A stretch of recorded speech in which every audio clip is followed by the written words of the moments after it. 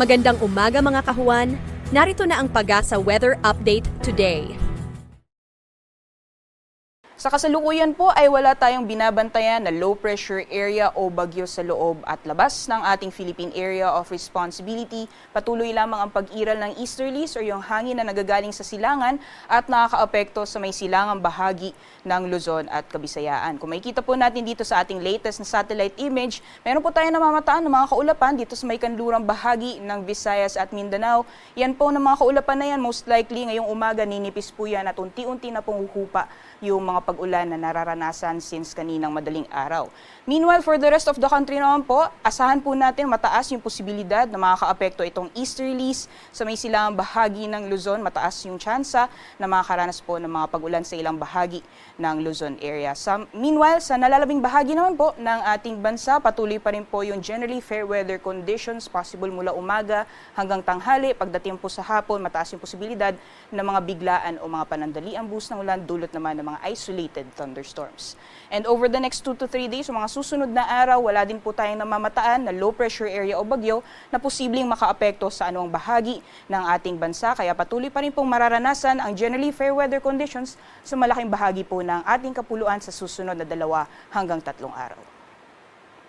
So magiging lagay naman po ng panahon ngayong araw dito sa Luzon, gaya po ng nabanggit natin kanina, mataas yung posibilidad na makakaranas po ng mga pag-ulan sa may silangang bahagi ng Luzon dulot ng epekto ng easterlies. Diyan po sa mga lalawigan ng Isabela, Aurora, pati na rin ng Quezon. Asahan po natin ang mga kalat-kalat mga pag-ulan, pagkidlat at pagkulog. Pagdating naman po sa nalalabing bahagi ng Luzon, generally fair weather po, pag umaga hanggang tanghali, mataas yung posibilidad ng mga localized thunderstorms o mga biglaan o mga panandaliang buhos ng ulan pagdating naman po sa hapon o sa gabi. Temperature forecast naman po sa mga piling syudad dito sa Luzon, 32 degrees Celsius, inaasahan natin maximum temperatures for Lawag, gayon din sa Metro Manila, Tugigaraw at sa Legazpi. 22 to 30 degrees Celsius agwat ng temperatura inaasahan ngayong araw dito sa Tagaytay at sa Baguio naman ay maglalaro mula 17 hanggang 23 degrees Celsius. Sa nalalabing bahagi naman po ng ating bansa, patuloy pa rin po yung generally fair weather conditions. Although nakita po natin sa satellite image na may mga kaulapan po tayo namamataan sa may kanlurang bahagi ng Visayas at Mindanao, unti-unti pong huhupa yung mga kaulapan po na yon at makakaranas pa rin po tayo na mainit na tanghali. Mataas lamang po yung mga posibilidad ng pag-ulan ng mga biglaan pagdating po sa hapon o sa gabi.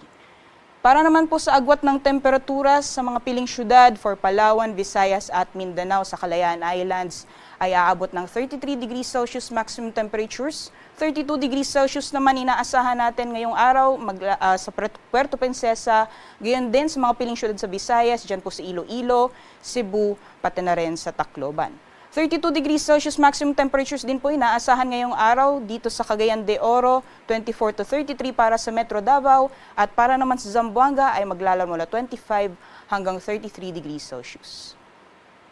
Para sa kalagayan po ng ating karagatan, wala po tayong gale warning na nakataas sa anumang baybayin ng ating bansa, banayad hanggang sa katamtaman ng mga pag-alo ng mararanasan sa ating mga karagatan. Malaya pong makakapalaot ang ating mga kababayan na planong lumayag.